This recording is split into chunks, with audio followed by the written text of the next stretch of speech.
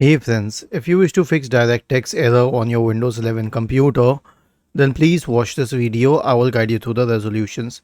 So the first solution is to update the graphics card drivers. Search for Device Manager in the Windows search bar and open Device Manager. Expand the list for display adapters. Right click on the first one and select Update Drivers. Right click on the second one and select Update Drivers. The next solution is to reinstall Microsoft C++ redistributable.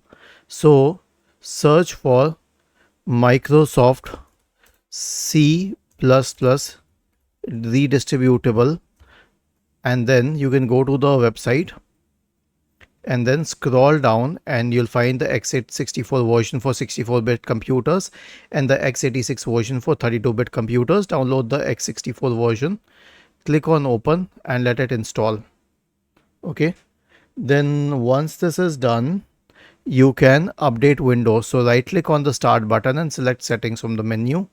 Go to the Windows Update tab and click on check for updates in the right pane. The last solution is an SFC scan. Search for command prompt in the Windows search bar and click on run as administrator. Type the command sfc /scan now and hit enter to invoke the SFC scan. Was this helpful? If yes, then please subscribe to the channel. If not, then let us know in the comment section of the video on how we could help you further. Thank you for watching this video and have a nice day.